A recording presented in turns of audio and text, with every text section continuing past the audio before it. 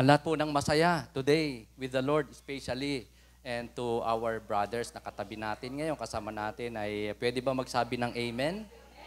Pwede ba natin palakpakan si Lord? Okay, pinakamalakas na po ba yon para sa ating Diyos, Hari ng mga hari at Panginoon ng ating Panginoon? Purihin ng Diyos. Okay, so meron pa po ba tayong hindi nabati, nalingon, natitigan sa mata, nangitian? Okay, sige. Pwede ba nating igala pa, minsan pang ating mga mata? Okay, tingnan nga natin yung ating mga nasa kanan. Tapos, titigan din natin yung mga nasa kaliwa. Ayan. Okay. Ano po ba ang kaitsurahan natin ngayon? Tayo po ba ay mukhang mga pinagpala? O pinagpapapalo? No. Whatever. Pareho pong blessing yon. Ano po? Pagpapala, pagpapalo sa mga mananampalataya ay blessings po yon. Amen? Ayan. And more so today, na tayo po ay hindi lamang po nagkasama-sama para sumamba sa ating Panginoon, manalangin, man din ay patuloy po sumunod sa kalooban ng Panginoon na makapagbulay po tayo ng salita ng ating Panginoon. Ito po yung ating spiritual nourishment. And I suppose every one of us ay may Bible. Sige po, labas na natin ating mga Biblia. Sama-sama po tayo na magbasa ng salita ng ating Panginoon. Diyan po tayo sa 2 Timothy chapter 3 verses 10 to chapter 4 hanggang 5. Ang atin pong pagbubulay today ay continuity ng atin pong series of studies sa aklat po ni Timoteo. At sa kabanatang 20 tayo, sa huling bahagi, kabanatang 3 hanggang 4 ang atin pong pagbubulay ngayon. Sana po lahat tayo makabasa. Kung wala tayong Biblia, meron po yung ating mga katabi, pwede po tayong makishare o i-share natin sa ating katabi ang ating mga Biblia. Ibang-iba po yung mismo tayo ay makakabasa ng salita ng ating Panginoon. Sa chapter 3, verse 10 ng 2 Timothy, may segment title po ito na Mga Huling Tagubilin. Ito po yung huli na personal na instructions, charge ni Apostle Paul kay Timothy. Sa Tagalog po, pangunahan kong pagbasa, ganito po nakasulat. Ngunit sinunod mo ang aking itinuro sa iyo, ang aking ugali at layunin sa buhay. Ang nagsasalita po dito ay si Apostol Pablo para kay Timothy. Tinularan mo ang aking pananampalataya, pagtsatsaga, pag-ibig at katapatan. Nasaksihan mo ang mga pag-uusig at paghihirap na dinanas ko sa Antioquia, Iconio at Lystra. Napagtiisan ko ang mga ito at sa lahat ng ito ay iniligtas ako ng Panginoon. Gayon din naman, ang lahat ng nagnanais mamuhay ng matuwid bilang tagasunod ni Kristo Jesus ay daranas ng mga pag-uusig, samantalang ang masasama ay lalo namang magpapakasama at ang manlilinlang ay patuloy na manlilinlang at sila man ay malilinlang din. Ngunit ikaw, magpatuloy ka sa mga aral na natutunan mo at matibay mong pinaniniwalaan sapagkat kilala mo ang mga nagturo nito sa iyo. Mula pa sa pagkabata, alam mo na ang banal na kasulatan na may kapangyarihang magbigay sa iyo ng karunungan tungo sa kaligtasan sa pamamagitan ng pananampalataya kay Kristo Jesus. Ang lahat ng kasulatan ay kinasihan ng Diyos at kapaki-pakinabang sa pagtuturo ng katotohanan, sa pagsaway sa kamalian, sa pagtutuwid sa likong gawain at sa pagsasanay para sa matuwid na pamumuhay upang ang lingkod ng Diyos ay maging ganap at handa sa lahat ng mabubuting gawain. Sa harap ng Diyos at ni Kristo Jesus, nahahatol sa mga buhay at sa mga patay, alang-alang sa kanyang pagdating bilang hari, inaatasan kita. Ipangaral mo ang salita ng Diyos. Pagsikapan mong gawin iyan, napapanahon man o hindi. Himukin mo at pagsabihan ng mga tao at palakasin ang kanilang loob sa pamamagitan ng matyagang pagtuturo, sapagkat darating ang panahong hindi na sila makikinig sa wastong katuruan. Sa halip, susundin nila ang kanilang hilig. Maghahanap sila ng mga tagapagturo na walang ituturo, kundi ang ibig lamang nilang marinig. Hindi na sila makikinig sa katotohanan. Sa halip ay ibabaling ang kanilang pansin sa mga kathang isip. Huling talata. Ngunit ikaw, maging mahinahon ka sa lahat ng oras. Magtiis ka sa panahon ng kahirapan. Gampanan mo ang tungkulin ng isang mangangaral ng magandang balita at tuparin mo ng lubos ang iyong paglilingkod. Ito po ang mga mapagpalang salita ng atin pong Panginoon.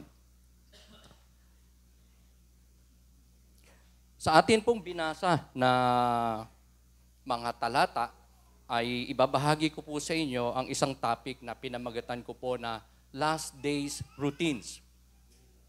Pakisabi nga po natin, Last Days Routine. 1, 2, and 3. Ayan. Ang ibig po nating sabihin sa routine ay a habitual performance of an established procedure. I prefer to use that word routine instead of responsibility or activity simply because of that emphasis sa meaning ng routine. Na sinasabi dyan, ang routine ay isang habitual na performance o fulfillment ng ng mga established na katuruan, salita, katotohanan o procedure ng atin pong Panginoon sa ating buhay. So, alam natin dahil matagal na po nating in series binubulay ang aklat ni Timoteo, we know that especially this chapter ay nag-e-emphasize sa knowledge and responsibility, sa kaalaman at sa responsibilidad. Yan po ang dahilan kung bakit sumulat si Apostol Pablo kay Timothy para bahaginan siya ng kaalaman, not just to remind him of God's will, kundi bahaginan pa siya ng mga kaalaman, kapahayagang nagmumula sa Diyos, and to instruct and guide Timothy kung paano niya susundin ang kalooban ng Diyos. Yun ay paggabay ni Apostol Pablo kay Timoteo, at si Timoteo naman ay maggagabay sa iglesia ng ating Panginoon. Kung ano ang dapat nilang maging, hindi lang kaalaman sa responsibility sa Diyos, kundi ang kanilang response sa mga circumstances, sa mga nangyayari around them, sa kanilang mga pinagdadaanan, sa kanilang mga buhay, at iba't iba pa nilang mga pangangailangan. So, sa ating previous na pag-aaral ng, especially yung mga preceding chapter or verses. Sa chapter 3, if I'm not mistaken, verse 2 hanggang somehow mga 7 or 9, ito po yung ating binulay na magiging characteristics, negative characteristics ng mga false Christians, false believers, false prophets, false teachers, false pastors in the last days. 19 po yan, di ba, na inisa-isa po natin na in-expose, pinag-aralan. At ang mga ito, babasahin ko na lang po ng mabilisan para ma-remind po tayo sa magiging perilous time in the last days na nagsimula sa panahon ni Kristo nung nandito siya hanggang sa atin pong kinapapalooban na kapanahunan today at sa mga susunod pang panahon in the future. Sabi po doon, people will be lovers of themselves, lovers of money, boastful, proud, abusive, disobedient to their parents, ungrateful, unholy, without love, unforgiving, slanderous, without self-control, brutal, not lovers of the good, treacherous, rash, conceited, lovers of pleasure rather than lovers of God, having a form of godliness, but denying its power. Paul said to Timothy, have nothing to do with such people, with their teachings, with their doctrines, with their lifestyle. Yan po ang tagubilin o knowledge na inimpart ni Apostle Paul kay Timoteo. So, tayo po ay nakikinabang sa mga pagpapala at benepisyo ng sulat na ito, instruction na to ni Apostol Pablo kay Timothy sapagkat gaya rin naman tayo ni Timothy, lingkod ng Diyos, servant ng ating Panginoon. At ang mga katotohanan na naibahagi ni Apostol Pablo kay Timoteo ay applicable hindi lang po sa mga servants of God, sa mga pastors, sa mga teachers, man din sa lahat ng mananampalataya ng ating Panginoon. That by nature ay servant din ng ating Panginoon. So, magiging perilous, difficult, dangerous, violent ang last days according to Apostle Paul. Nagsimula yan sa panahon ng ating Panginoon Kristo at sa ating panahon, nagaganap po yan. Ang grabing paglaganap ng kasamaan, ng kasalanan, babahain daw ng mga bulaang mananampalataya at guro, tagapagturo o leader, even ang iglesia o simbahan ng Panginoon. Somehow makakapasok o kaya ay mag-aaray sila among God's people, ma-expose, lalabas ang tunay na kulay, ang hindi pagiging tupa kundi pagiging kambing. At Paul said to Timothy, have nothing to do with them. Ayan. Kaya may mga panahon sa buhay natin bilang mga mananampalataya, lingkod ng Diyos, na meron po tayo talagang i-give up na relationship, may taong iiwanan, iiwasan, kasi hindi natin sila maakay sa katotohanan, sa Panginoon, sa mabubuting gawain. So, sila pa yung nakakaakay sa atin, manapa. Kaya, might as well, have nothing to do with those kind of people. Ipag-pray na lang. Iwasan, dahil sila po ay marahil isa sa mga sinasabi ni Apostle Paul na mga false Christians, false believers, false teachers, false leaders ng Panginoon. So sa ating panahon, alam na natin, ramdam na natin yung sinabi ni Apostle Paul more than 2,000 years ago na ang last days ay magiging perilous, difficult, dangerous, violent, sinful.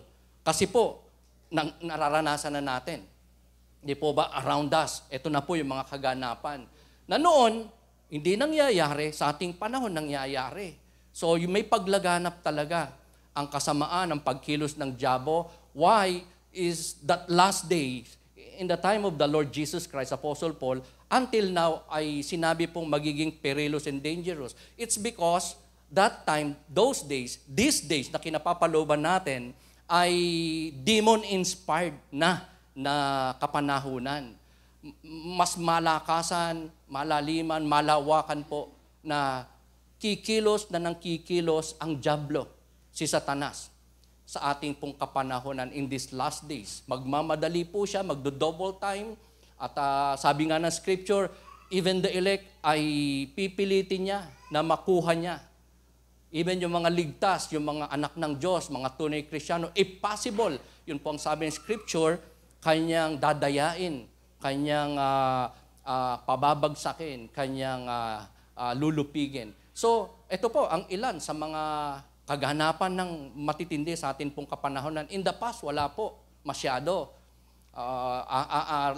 Rampant, no? Patuloy tumataas ang kasamaan sa pamamagitan ng pagbayad sa kalooban ng Panginoon. Nung isang araw lang po, nabalitaan ko, may kasalang mangyayari sa Quezon City sa isang church na ang pangalan ay LGBT Church. May kasalan po. Ang nakahilera ay parehong babae and somehow magkakasal din siya ng mga parehong lalaki. Same-sex marriage, sex change, divorce. Kaya ano ang nangyayari? Laganap na ang live-in status. Ang sugal ay, di po ba, patindi na ng patindi. Kaya may mga pogo, di po ba? PCSO, casinos, loto, pera pa yung mga illegal na sugal, di umano, na hindi promoted by the law, by the government, gaya ng weteng, di po ba? Yung mga sugal dyan sa tabi-tabi. Ayan. Ang mga ito, mga kapatid, ay accepted na ng lipunan. Mula tanggap at tinitignang pangkaraniwan na ng mga tao, ng mamamayan, ng society. And even the government, ito po ay sinususugan ng batas, ng kanilang promotion, saan ka, ang mga ito ay kasalanan at makikita nating marka ng pagkakaroon ng matindi pong kasamaan na nangyayari na po sa ating paligid. Another thing, noon wala, ngayon nandyan na. Patunay na lumalala po talaga ang kasamaan, ang kasalanan. Perilous and dangerous, difficult times. Nasa last days po tayo, gaya po ng mga krimen na lalo pong tumataas ang bilang, hindi lamang po sa ating bansa, sa buong mundo, pabrutal ng pabrutal ang mga tao, kung paano po sila hindi lang manakit, kundi pumatay, magpatayan, ang digmaan, di po ba? Sa internet, mga kapatid, di ba? Kaya nga merong cybercrime law na hindi po nila talaga makontrol. Yung pong SIM card na sinabing solusyon para mawala yung mga anomalya. Di po ba? Wala naman nagawa. At patuloy pong lumalaganap ang kasamaan at ang kasalanan, ang difficult moments sa buhay ng tao sa internet. Phishing, di po ba? Kung saan may mga fake na mga website, mga account, Messenger, Facebook, nang layunin ay i-shut down ang mga webpage, website, mga email ad, and most of all, to misuse those accounts para makapag-scam, makapanloko, makagawa ng mga illegal activities. Nasubukan nyo na bang ma-hack? Tapos ginamit yung iyong account para manghingi ng pera, mangikil, mag-post ng kung ano-ano na malisyosong mga kapahayagan in the scripture. Hacking.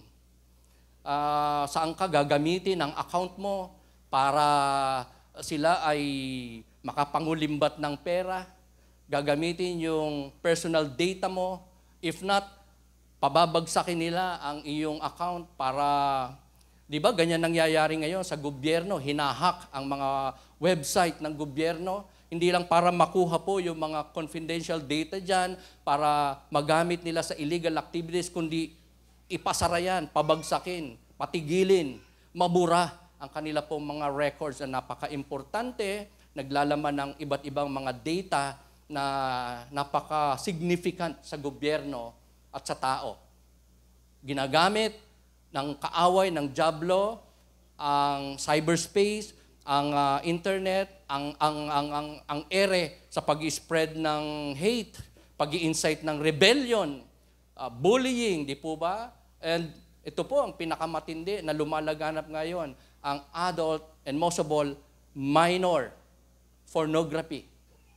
Kaya kaliwat kanan po ang mga reklamo, kaliwat kanan po ang mga nagigrieve na mga tao, biktima ng kasamaan, patuloy na pagsama ng atin pong kapanahunan. So, on this topic na pinamagatan ko po na last days routine or responsibilities, ano-ano yung mga instructions po na ipinahayag ni Apostol Pablo kay Timoteo na applicable po sa buong simbahan, sa lahat ng mananampalataya, man din sa atin pong kapanahonang ito. So what are the routine or responsibilities or instructions that we need to do to be able to have an effective ministry para sa atin pong Panginoon? Ang una po ay continue, yung pagpapatuloy. Yan po ay makikita natin sa verse 14. Ito po yung sabi doon. Isa po ito. Unang-una po ito na makikita natin sa ating passage na routine o instruction o responsibility na sinabi po ni Apostle Paul kay Timoteo. If you will just going back reading our passage, ito po ang una na sinabi niya.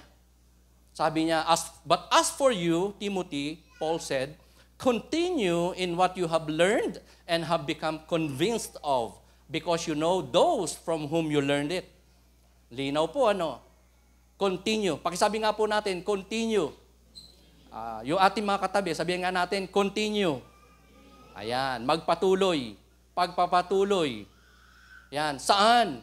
Ang sabi ni Apostle Paul, continue following those people that you know are true, not false. Just like me, Paul said. You know my teachings, you know my testimony, you know my life, you know my doctrines, you know my testimonies. Paul is telling Timothy. Isama na natin ang mga magulang, lola, mother ni Timothy na si Eunice at si Lois, di po ba? Na from infancy, nagturo na po sa kanya ng salita ng Diyos. Nagsilid sa kanyang isip at puso ng mga healthy na doctrines ng Panginoon from the Scripture. So, sabi ni Timothy, continue with those people that are true and whose teachings ay totoo, healthy, sound, doktrina ng Panginoon in His Word. Ayan, sa atin pong panahon, yan din po yung it seems to us ay applicable na dapat natin maging routine. Kaya ako po pinili talaga yung routine o responsibility kesa sa responsibility that ang routine po kasi nga ay by nature magiging habit mo, cycle mo yon. From time to time gagawin mo. Dapat mong sundin, hindi lang maalala. Ang responsibility kasi, alam mo, responsibilidad mo. But kung hindi mo yung susundin at gagawin, consistently, regularly, habitually, walang kwenta na alam mo yung responsibilidad mo. Pero pag ang isang established procedure, especially katotohanan ng salita ng Diyos, utos ng Diyos, ay habitually mo, routine mo na sundin. May panahong malilimutan mo siguro, pero babalik-balikan mo. O kaya hinahanap-hanap mo na yon. O kaya hindi pwedeng sa umaga, tanghali o gabi, hindi mo magawa yung established na utos, kalooban ng Panginoon sa iyong buhay, para kang may nalilimutan, hindi ka mapapakali. Kasi routine mo nang magbasa ng salita ng Diyos, manalangin, magsimba paglinggo, established procedure yan ng ating Panginoon. So, Paul said, continue following those people who are true, whose teachings are true, whose way of life are true, nagtuturo ng pure na gospel ng Panginoong Jesucristo, mga katuroang in line sa revelation at kalooban ng Panginoon in the Scripture. Nowadays, kung gusto natin ng marami pong mga kaalaman, knowledge, para lalo tayong maging responsable, of course, marami pong source. Hindi lamang po ang pulpitong ito, ang ating local church, ang atin pong organization, outside, marami po. Kaya lang, napaka-dangerous dahil kasama sa last days, yung ating panahon, na kung saan marami po ang lalabas, lilitaw na mga bulaang tagapagturo, propeta, mga ngaral, leader ng simbahan. Sa internet, sa TV, sa radio, around us, marami po talaga na nagtuturo ng hindi po sound na doktrina. Ang mga nakagisnan nating malalaking relihiyon around us ay napatunayan na po natin. In the light of the Scripture, na nagtuturo po talaga ng maling aral, unhealthy na mga doktrina, katuruan. Ang pseudo-Christianity po ay laganap.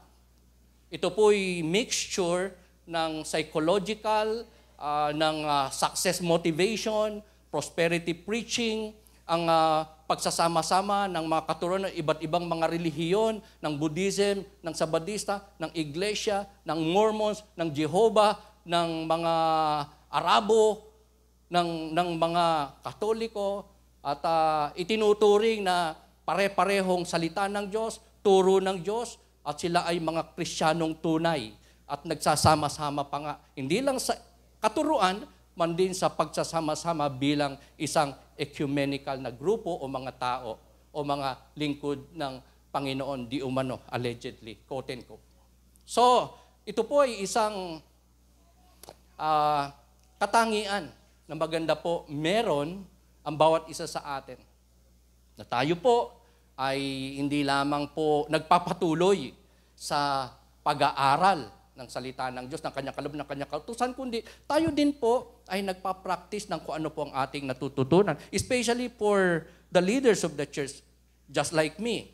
O kaya, kung meron sa atin dito, tumatayo na. Kahit isa lang na natuturuan mo, napabahagian mo salita ng Diyos, lalo na kung medyo talagang meron ka ng teaching ministry, preaching ministry, opportunity para makapagsalita, makapag-preach, makapaghayag ng salita ng Diyos. This is so important. Para isa tayo sa mga kandidatong dapat samahan, tularan, pakinggan, pagtiwalaan, suportahan ng mga kagaya ni Timothy o ng Iglesia ng Panginoon. To be a preacher of our teaching, and most of all, to be doers of what we teach. So, it's so important that when we preach, we practice what we preach. Amen? Nowadays, mga kapatid, marami po na nangangaral na, ito gawin natin, magtipid tayo, mag-fundraising tayo, mag-sacrifice tayo, magkaroon tayo ng mga pagtitiis sa buhay na ito, pagtitipid sa sarili, sa ating kalagayan, para magawa natin ang kalooban ng Diyos. Pero pag tinignan mo ang buhay nila, nagtuturo sila ng pagsasakripisyo, but they live in luxury. 3 eroplano, may 2 helicopter pa. And they preach and teach sacrifice for their members.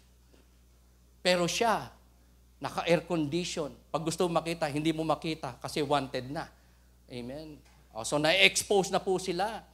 Okay, noon pa man, lalo na ngayon mga kapatid.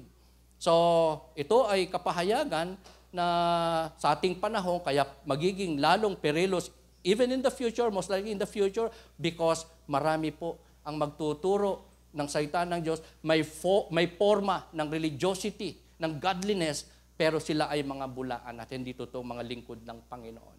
Sila yung mga taong dapat layuan, hindi po dapat kilanlin, pakinggan dahil sa maling aral po nila.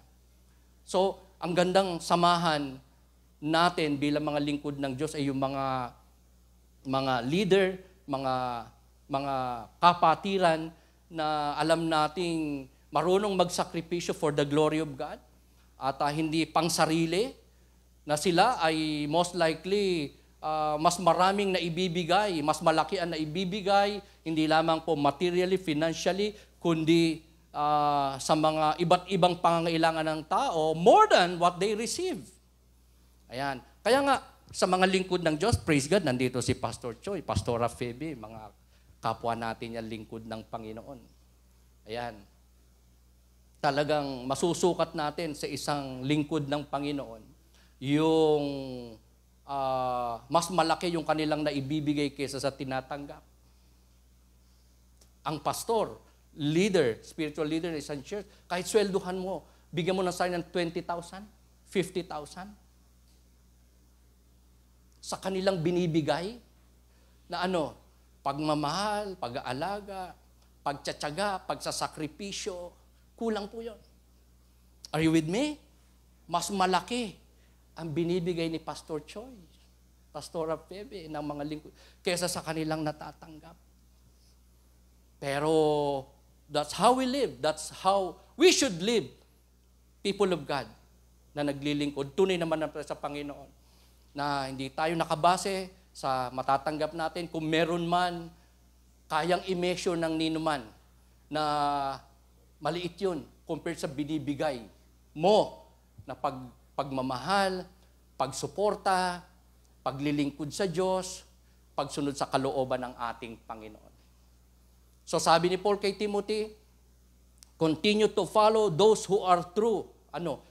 Mga tumitindig sa katotohanan. Even if may masirang relationship, kahit may masaktan, kahit kamag-anak, mahal sa buhay, jowa, magulang, kapatid, kung katotohanan ang masasacrifice, so be it.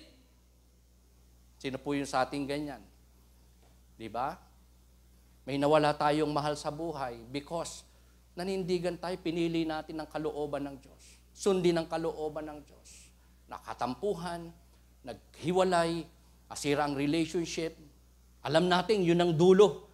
Pero, be it, Lord, kesa naman ipiplease ko sila, kayo naman ang aking magigrieve. So, I won't compromise, Lord. And what is the result? Division,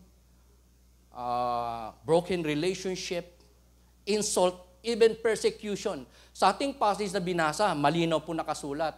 Sabi po doon, hindi lang si Apostol Pablo ay nagtitiis ng mga sufferings, ng mga difficulties, siya din ay marami pong mga pinagdaan ng pag-uusig. At sabi ng ating passage, lahat daw ng gustong maglingkod kay Lord, possibly, natural lang, common lang na makaranas ng persecution. Sino po sa atin dito hindi pa nakaranas ng persecution? I suggest tumanggap ka sa Panginoon. Amen? Dahil yung pong sabi ni Apostle Paul, na lahat ng gustong maglingkod kay Lord, makakaranas ng pag-uusig. Kaya, no wonder, nakakaranas po tayo ng persecution. Part ng atin pong pagiging tunay na Kristiyano at tunay na paglilingkod sa ating Panginoon. So, tayo nag-i-endure, supposedly dapat maging patient, magkaroon ng long-suffering, as servants of God, as people of God. Why? Kasi gusto natin mag-glorify ang Panginoon sa ating buhay. Amen? Diyan na ba tayo umiikot? Yan ba yung pangunahin sa ating buhay? Kung bakit tayo nag-i-exist, bumabangon, natutulog, kumakain, gumagawa, naglilingkod, nagmi-ministry. Ayan. In everything we do, are we doing it for the glory of God? Para maluwalhati natin ang ating Panginoon. Ayan. So, ikaw, ang mga dapat samahan. Sabi mo nga sa katabi mo, sasamahan kita. Ayan. Susuportahan kita. Kung dahil nasa iyo mga ito, kung nasa iyo mga ito, na mapagtiwala ka more than to those people na reliable, na dependable, at sa Diyos ka unang-una nagtitiwala, umaasa, dumidepende, naglalagak ng pag-asa mo, lalo na sa mga pinagdadaanan ng mga mahihirap na sitwasyon ng buhay, we are not just committed to endure, but we believe we will endure because of the grace of God sa mga pagdadaan ng kahirapan. Just like Apostle Paul, ang testimony niya kay Timothy, napagtagumpayan ko lahat by the grace of God. Matitindi ang mga nadarasan ko, Paul said, pero by the grace of God, napagtagumpayan ko lahat. Kaya nga sabi ni Apostle Paul, di ba, I run the race with faith and perseverance. Napagtagumpayan ko na, parang handa na ako. Actually, ito pong sulat na to ni Apostle Paul kay Timothy ay personal closing remark na niya o instructions kay Paul. Kasi alam na niya na malapit na siyang mamatay. Malapit na siyang gumraduate. Excited na siya. Siya po sa atin excited pag mamamatay. Parang hirap, Pero si Apostol Pablo, excited po siya, masaya. Di ba? One time sabi niya, kung ano ang mabuti, di ba? Mas mabuti, mapunta na ako doon, mamatay na, kasi pahinga na, blessing na, aaliwin na ako na, tapos na ang aking paghirap, pagsasakripisyo, pagmi-ministry, ang aking mga dinadana sa mundong ito. Pero ang manatili pa sa mundong ito, sa kaikabubuti nyo, mabuti rin. Ayan. Kaya, siya dito sa panahon na to ay, mga kapatid, handa na. Nagawa na niya ang kanyang ministry, ang kanyang calling, nag-endure siya by the grace of God, and even to the last point ng kanyang buhay, willing pa rin siya na mag-suffer for other people. Kaya nasa kulungan siya, pero sumusulat pa rin sa mga kapatiran sa iba't ibang iglesia, lokal na iglesia, at dito po kay Timothy, na nagpapastor po sa Ephesus. So, continuing in God's Word, hindi lang sa mga tao na totoo, lingkod ng Diyos, may tamang katuruan, may tamang pamumuhay, kundi mga taong nagpapatuloy sa salita ng ating Panginoon. Do we continue in God's Word? Just like Apostle Paul, just like yung kanyang instruction kay Timothy, just like Timothy, na napatunayan natin talaga na pumalit kay Apostle Paul, nagtiis, nagtiyaga, na natili sa salita, utos ng ating Panginoon. Napaka-importante. Our passage tells us ng salita ng Diyos ay God-breathed. Yung po ang sabi dyan. Nagmula sa Diyos, hiningan ng Diyos, kapahayagan ng Diyos. Gumamit lang ang Diyos ng mga tao, mga propeta, mga human writers para ipahayag ng Diyos, ipahayag ng Diyos ang kanyang lalo ng kanyang planong pagliligtas sa tao sa makasalanan. Kaya napaka-importante ng salita ng Diyos, binabasa natin, binubuli, pinapaniwala, hindi lang sinusubi sa puso, kundi most of all, binabahagi din po. Pastor Vic, pastor lang yata pwede magbahagi niyan. Huwag niyo ako idamay. Hindi po. Lahat ng mananampalataya ni Kristo ay may mandate mula sa Panginoon na magbahagi ng patungkol kay Kristo, ng salita ng Diyos na atin pong naunawan, tinanggap, dahilan para tayo po ay maligtas spiritually. Lumago sa pananampalataya, sa kabanalan. Lumago spiritually. Salita ng Diyos na napaka-importante. Na alam natin, nasa isip puso natin, kasi yan po yung ating magiging lakas para isugba ang napakalakas na puwersa ng kasalanan, ng dyablo, ng demonyo, man din ang atin po mga sinful nature na pinaglalabanan from time to time. Sa ayaw at sa gusto natin, natitempt po tayo. And ang malaking source ng ating katagumpayan ay ang salita ng Diyos sa atin pong mga buhay. Because God's Word has power. Hindi po yung preacher ang may power. Hindi po yung ating mga kakayanan at iba't ibang mga resources, people around us, however smart, religious, strong, mature they are spiritually, ang may kapangyarihan ay ang salita ng atin pong Panginoon. It can thwart Satan's lies, deception. Di ba? Ang sabi, marami ang lilitaw ng mga bulaang propeta na hindi mo sila madidiscern because para silang nag-aanyo silang tupa. Hindi mo sila madidetect na parang na kambing. Di ba?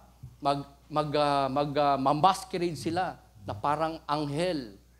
Pero saan ka? They are not true servants, people of God. There will be so much deception, imitation, at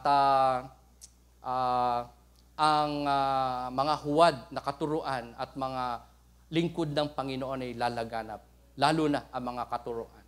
So, si Timothy ay isang napaka-glaring example po ng isang lingkod ng Diyos, mananampalataya ng Diyos, na kaya may katatagan, kaya pinagpapala ng Diyos, kaya inaabot because of the Word of God. Na sa murang gulang pa lang, ibinahagi na po sa Kanya. Tinanggap na po niya. Nasa Kanya na. Hanggang sa paglaki niya. Hanggang sa panahong ito, na nagpapastor na po siya. Salita pa rin ng Diyos ang Kanya pong tinatanggap, ipinamumuhay, itinuturo, ina-apply in every area ng kanyang buhay. I would say, Timothy treated the Bible, the Scripture, o yung mga turo sa kanya ni Apostol Pablo, so special. Sino po sa atin ng ganyan?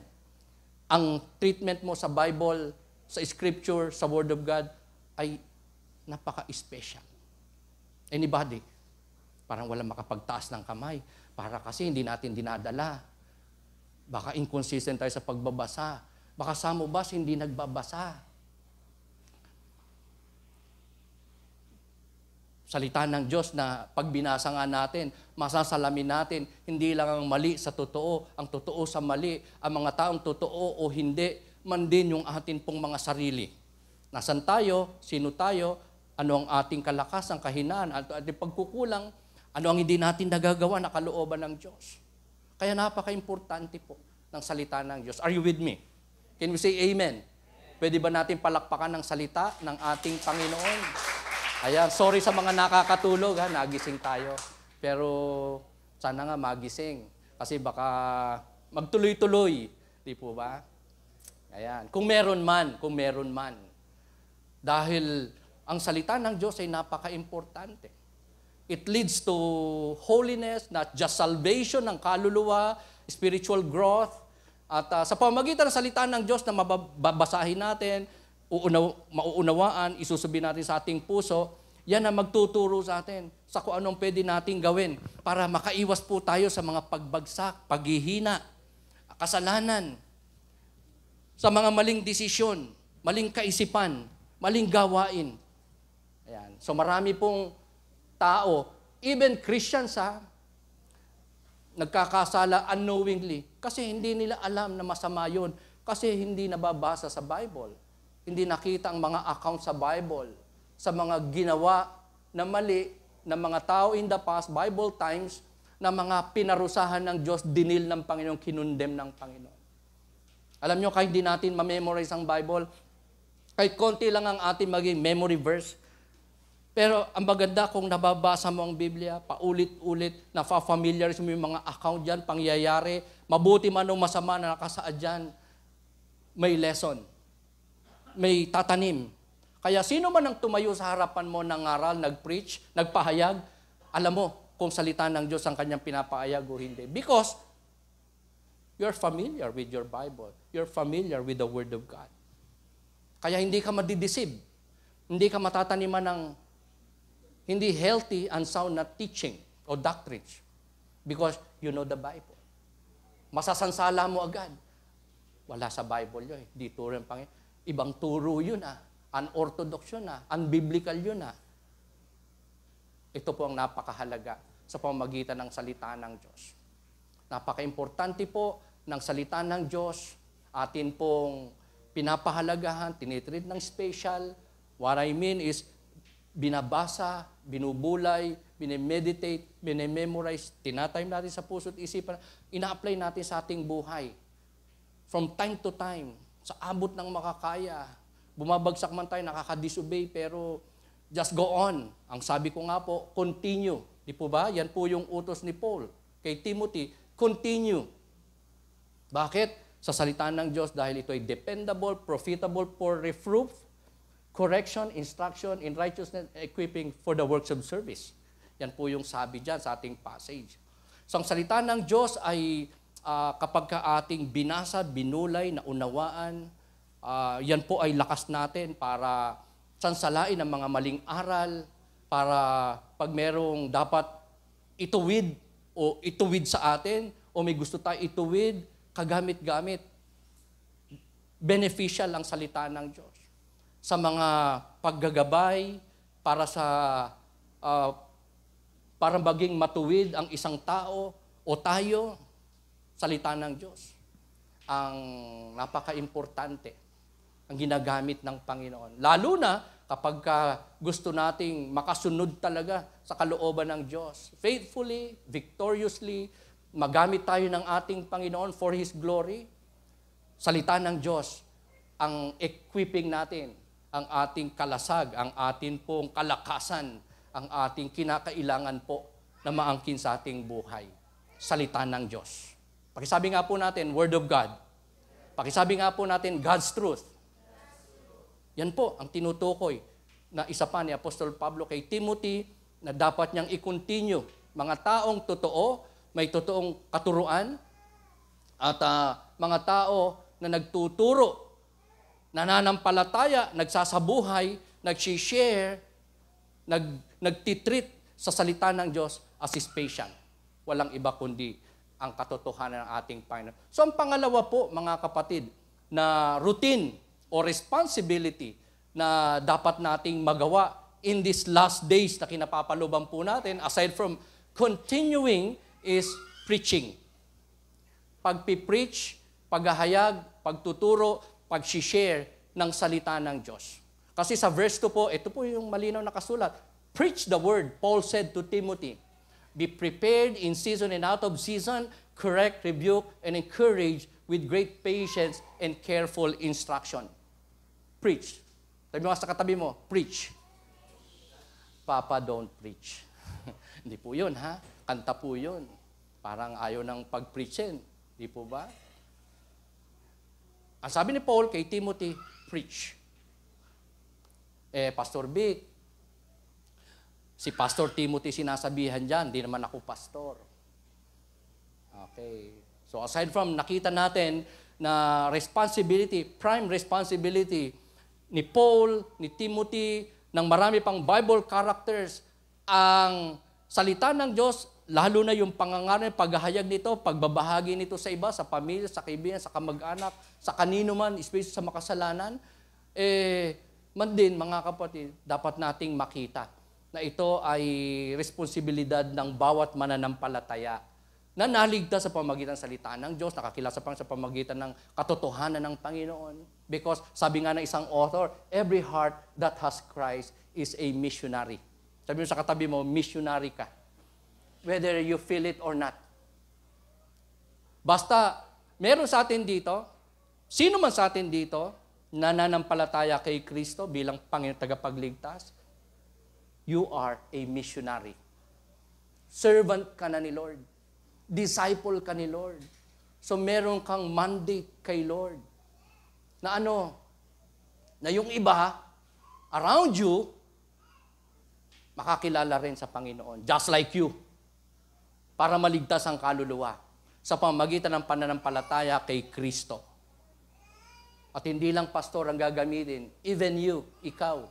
Ang testimony mo, ang faith mo, ang belief mo, ang salita ng Diyos na naunawaan mo, tinanim mo, tinanggap mo sa iyong puso at isip, dahilan para ikaw makakilala, tumatag sa pananampalataya, mabago, maging matuwid, maging holy before God, maging obedient sa kalooban ng Diyos, gagamitin ka din ng Panginoon.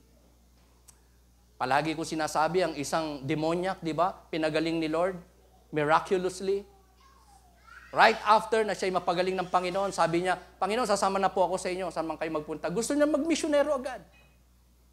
Bagamat hindi siya sinama ng Panginoon, sabi ng Panginoon sa kanya, go back to your country, to your family, to your people, and tell them what God has done in your life. So that instruction ay pagbabahagi ng salita ng Diyos sa isang newly converted na demoniac. Sabi mo sa katabi mo, ikaw pa. Tagal mo na sa Panginoon. Are you with me? Pastor, 1 buwan pa lang ako nakakilala. 3 buwan pa lang. 1 taon pa lang. Akong believer. It doesn't matter.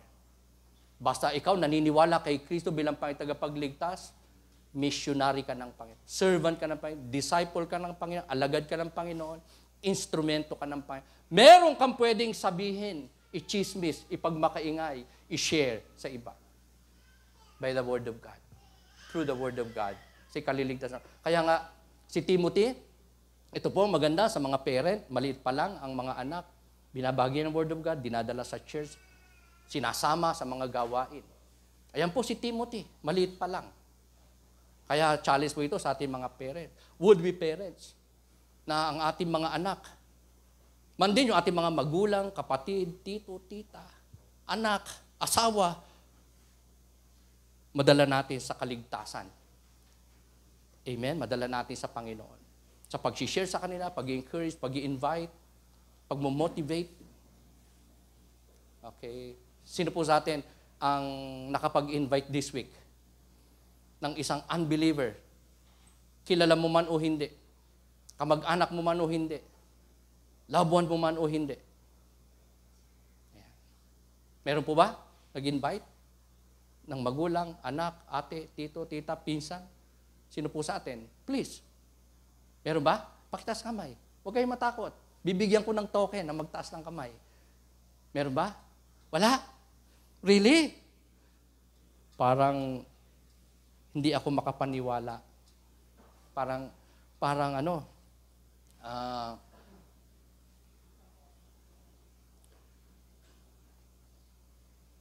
sino yung nakasubok? Ibahin ko tanong. Sino yung nakasubok na mag-invite ng kanyang loved one?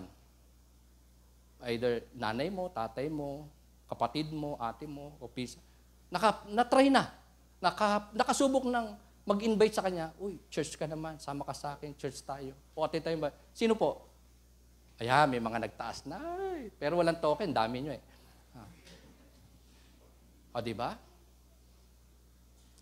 Sino naman yung nung mag-imbita, mag-encourage para makinig ng word of God, umatin ng church, Bible study, etc., gawain ng Panginoon, na-reject. Sorry ha, may lakad ako. Sorry kasi Katoliko ako. Iba-iba dahilan, di ba? Sino po? Nakaranas na. Ayan, okay. Medyo dumadami na nagtataas ng kamay. Marami siguro yung dahilan, pangunahin, rejection.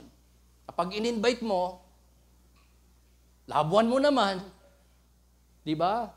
Familiar sa'yo, Nung in-invite mo, sabi, hindi pwede. Anong sagot mo? Anong sinagot mo? Nung sabi niya, sorry, hindi pwede. Anong sinagot mo? Okay. Di ba? O kaya, ngiti-ngiti ka lang. O kaya, baka malungkot ka. Pero baka mas malungkot pa tayo. Baka mas malungkot pa tayo nung nag-invite tayo ng birthday natin o occasion natin. Tapos hindi siya nakarating o sabi niya, sorry, hindi ako mahal. Di kaya mas malungkot tayo sa mga ganong sitwasyon. May tatampo pa tayo siguro. Minsan lang ako mag-birthday, minsan lang ako magyaya. Ayaw. Di ba? Tapos di mo papansinin, hindi mo re-replyan yung mga text, paparamdam mong galit ka. Di ba? Kasi hindi umatin ang birthday mo, imbitasyon mo, mamasyal, pumunta sa ganito, etc. Makipag-banding sa'yo, galit ka. Pero, nung yayain natin, magsimba, makinig ng preaching, dumalo sa gawain ng Panginoon, ang sabi niya, negative. Okay. Hindi tayo galit. So, nasa nang gigil? Bakit tayo pumapayag? Na yung ating loved ones, kaibigan, kamag-anak, nanay, tatay, ate, kuya, pinsan, mahal sa buhay, okay lang kahit na sila ay patuloy na dalhin ni Satan sa impyerno. Hindi tayo bothered masyado. Pero pagka hindi natin sila nakasama sa pagmumol, sa mga party, sa mga kasiyahan, nanghihinayang tayo masyado, nalulungkot tayo, nagre-react tayo, even to the point nagagalit pa nga tayo. Samantala ang salita ng Diyos, pag binahagi mo, inaya mo sila para sa salita ng Diyos. Una, napakinabang, maliligtas din sila spiritually gaya mo. Amen. Last 5 minutes. Okay. So tayo po mga kapatid, hindi lang pastor, hindi lang spiritual leaders, true leaders ng Panginoon. Even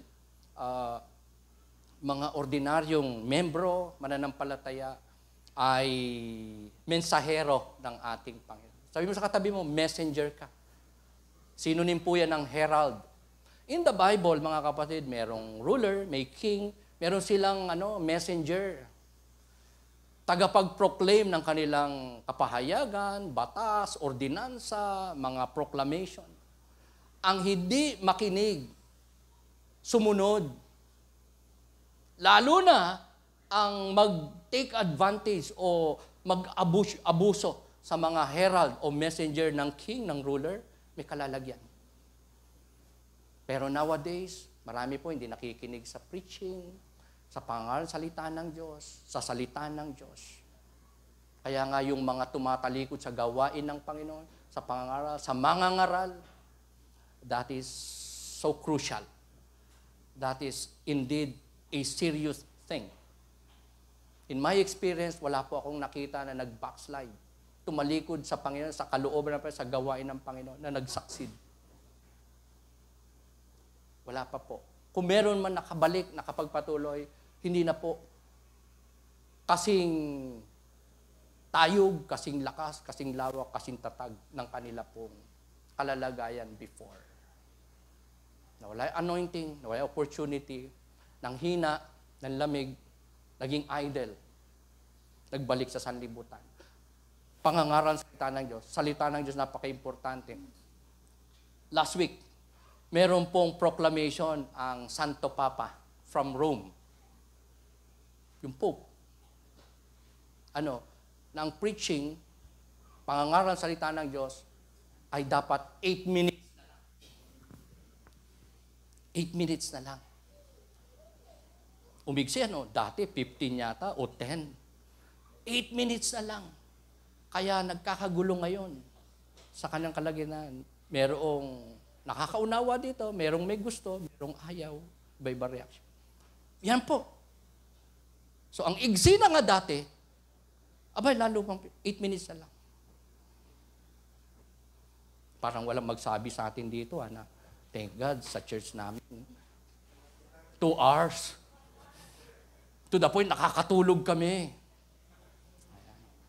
Abay, di hamak, mas maganda na yun, di ba? Nakakatulog kayo sa haba. Kaysa 8 minutes, hindi ka makatulog, wala ka namang matutunan.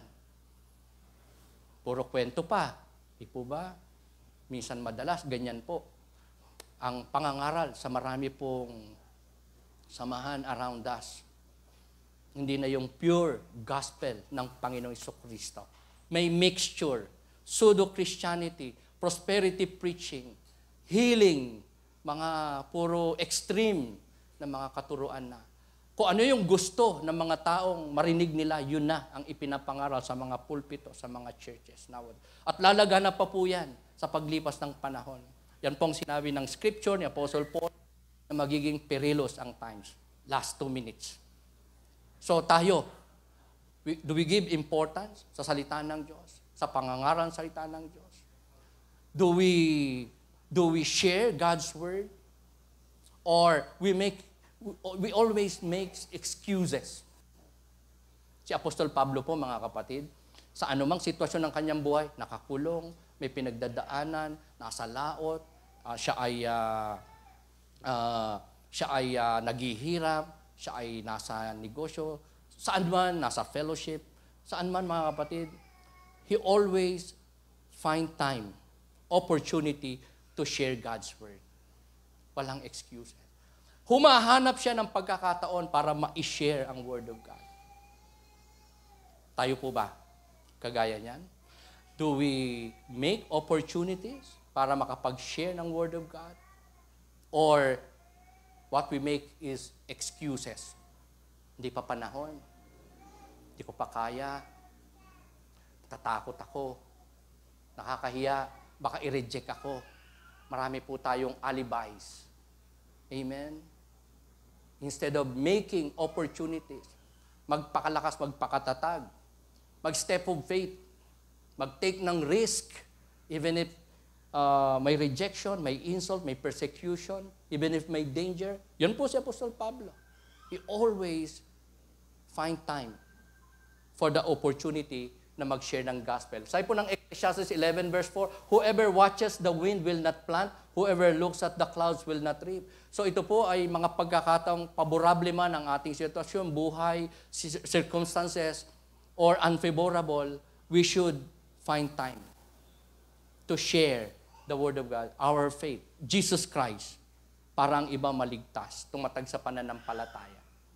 Okay? Sa pangangaral salita ng Diyos, mga kapatid, even tayo, lalo na ang iba, ay pwede po nating magabayan sa katotohanan, mapagmalasakitan, mapalago, mapatatag.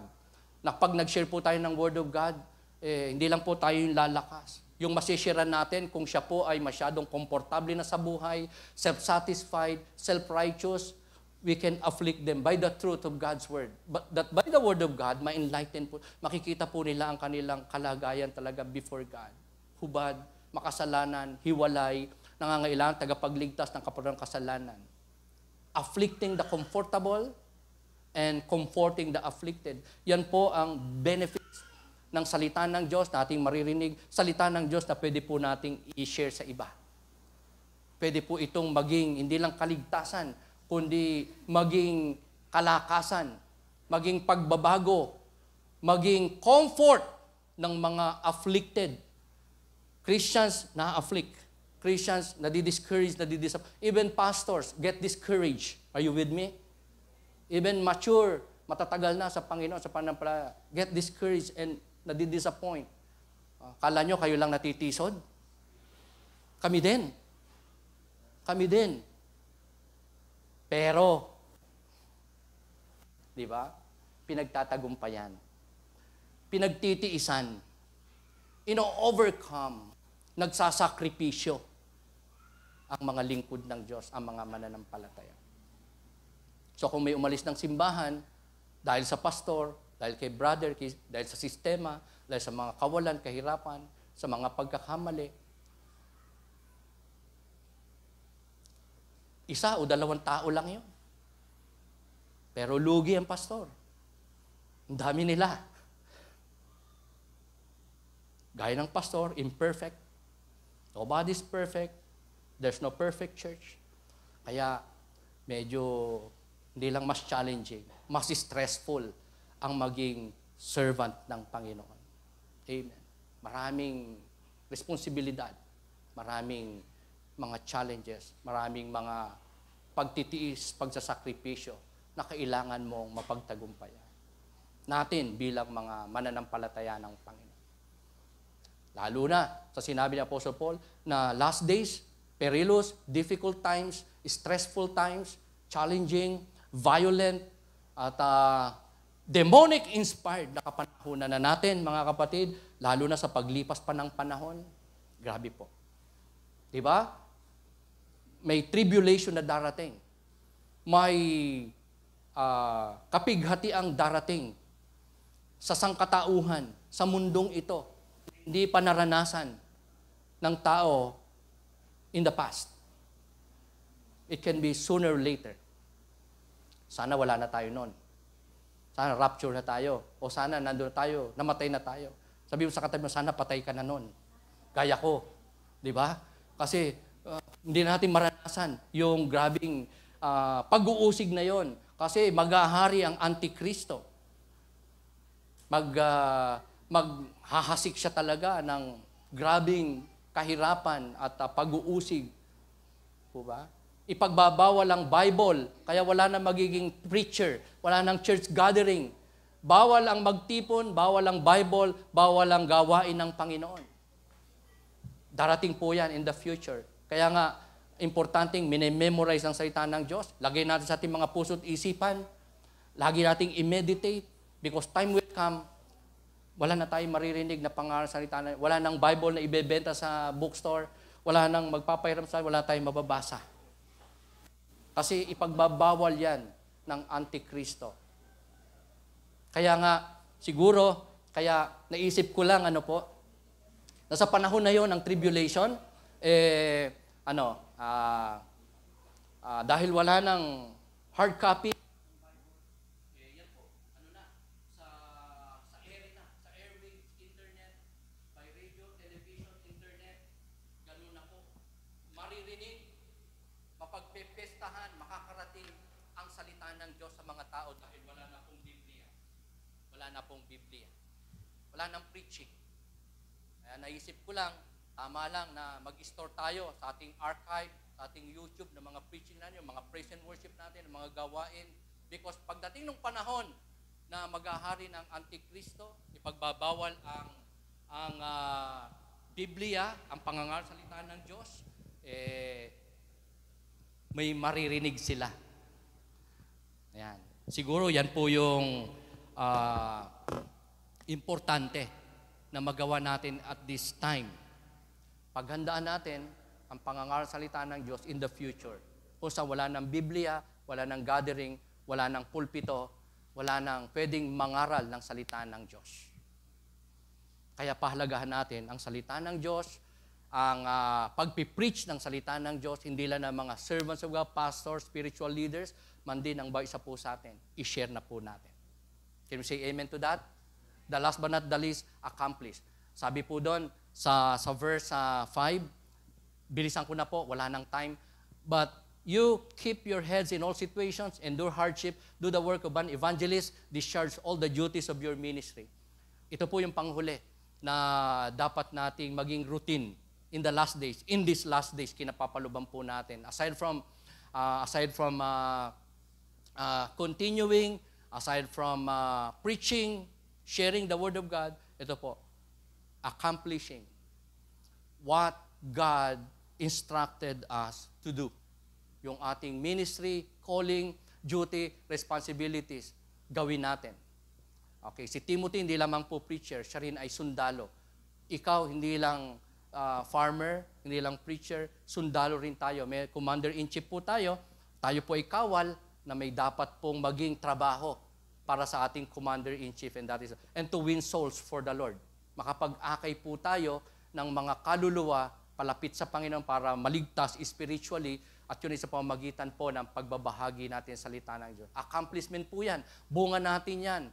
na maituturing pinakamasayang bunga, pinakaimportanteng bunga na meron po tayong naakay na kaluluwa sa Panginoon na nampalataya at naligtas. Can we say amen to that? Are we willing to experience that? To do that? Makawin ng soul for the Lord sa pamamagitan ng salita ng ating Panginoon. So, ito po yung panahon, kasi paalis na si Apostol Pablo, alam niyang mamamatay na siya.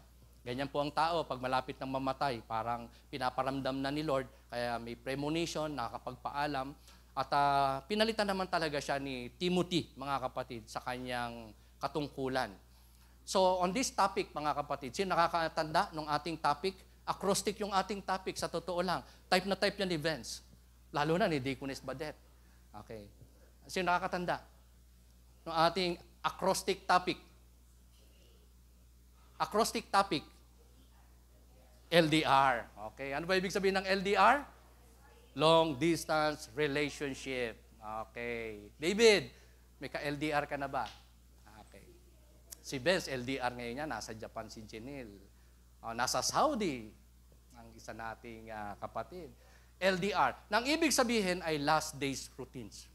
Mga responsibilidad natin, dapat nating gawin in these last days. Okay? Ano-ano? Acrostic din po yung atin pong nabuo na yung aking nabuo na major points ay acrostic din. Sino nakakaalala? Ayun, CPA. Sino ba nagsabi din? Deaconess Badet. Gigi. Bigyan ng jacket yan. Ayan. Yan. Okay. Dahil marami kang pera, mag-Seiko wallet ka. Okay. Sino nakahula nung last days routine? Ikaw? Yan, sige. Bigyan natin ng pampapayat. Para lalo kang pumayat. Pineapple. Okay. Ang ating acrostic points, mga kapatid, is, okay, una, continue. Number 2, preach. Number 3, accomplish. CPA. Amen? Para hindi mahirap maalala, madaling maintindihan, maalala. Okay. LDR. Okay. Ang lungkot naman yung topic mo, Pastor, LDR. Okay. Continue, preach, accomplish. So, basahin ko na lang po ang ating mga proposition. Let's separate. Ngayong nalaman natin, mga kapatid, ang mga routines natin, responsibility natin, dapat nating gawin in these last days, na kung saan, most likely, magpapatuloy pa tayo mabubuhay ng 10 years, 15 years, 20 years, 30 years, 50 years. Sino kaya mabubuhay pa sa atin dito ng after 100 years? Baka wala na, no? Lalo na kung 150 years after. Lalo nang wala na. Kasi ang buhay ng tao ngayon, 60, 80 na lang. O, di ba? So, ito yung panahon at yung future natin, mga kapatid, ay lalo po magiging perilous, dangerous, because demon-inspired. Ramdam na po natin ang panahong napakasama na ngayon. Mabigat na talaga ang labanan. Di ba? Spiritually speaking. So, anong dapat natin gawin? I propose, let's separate ourselves from the false and devote ourselves to what is true. False teachers, false teachings, true people of God, true servants of God, true teaching, healthy doctrines. Doon po tayo lumapit. Lumayo po tayo sa mga bad influence, bulaang propeta, hindi totoong mga Kristiyano. Okay? Huwag makisama sa kanila. Layuan na kasi hindi natin sila maimpluwensyahan para kay Lord. So tayo po ang mag-separate. Amen? Separate nating mga sarili from the false and devote ourselves to what is true. Number 2, continue and be consistent in your study of God's Word. Ipagpatuloy mo consistently ang pagbabasa, ang pag-aaral, pagbubulay, pagme-meditate, pagme-memorize, even so, pag-share ng salita ng Diyos. Intindido? Hindi naintindihan. Naintindihan. Pero gusto bang gawin? Amen. Bakit gusto nating gawin yan? Napaka-profitable ng salita ng Diyos. Amen. Sa ating buhay, sa buhay ng iba. sa ikaliligtas ng kaluluwa, para sa isang banal, matuwid na pamumuhay, matatag na klase ng Kristiyano para makapaglingkod sa Panginoon. Yan po tayo. Yan po tayo kapag nagpahalaga sa salita ng ating Panginoon. Sabi mo sa katabi mo, magiging mas kagamit-gamit ka. If you continue consistently focus, study, meditate, and most of all, obey the words of God, the truth of God. It will make you wise. Amen? Gagawin tayo ng salita ng Diyos na tunay na matalino. Amen? Pinagpala at daluyan ng pagpapala sa iba. The last but not the least, be faithful, do not give up, so that others may hear the gospel and get saved through you. Gusto mo ba na maging instrumento ng Diyos sa ikaliligtas ng iba?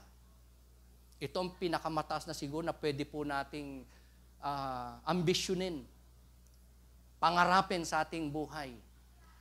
Ma-accomplish, maging bunga. Ano po?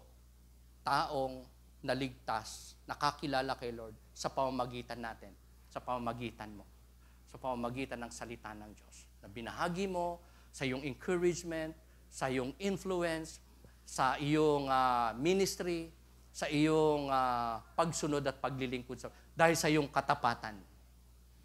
Sabihan nga natin itong mga nandito, be faithful. Okay, yun nandito, sabihin po natin, be faithful. Ayan, para hindi lang tayong maligtas, kundi ang iba ay maligtas din naman. Palakpakan po natin ating Panginoon. Let's rise up. Pwede ba nating basahin ng sabay-sabay ito, mga kapatid? Ito po ang encouragement, pangako ng Diyos sa bawat isa sa atin. Hindi na po ako magpe-pray. Ito nang gawin nating parang encouragement natin, emphasis, and ang atin pong parang intake sa atin pong kabuuan ng pag-aaral on our topic, last days routines, na ang responsibilidad natin, dapat nating gawin ay magpatuloy, mag-preach, magbagi salita ng Diyos, and most of all, meron tayong matapos nating mga panawagan ng Diyos sa atin, katungkulan, calling, ministry, mga mabubuting gawa, works na itinagubili ng Diyos sa ating gawin natin inside and outside our homes, our church, around us, ay magawa po natin. Matapos natin na misyon at kalooban ng ating Panginoon. Pwede ba nating basahin sabay-sabay? Ready? 1, 2, and 3.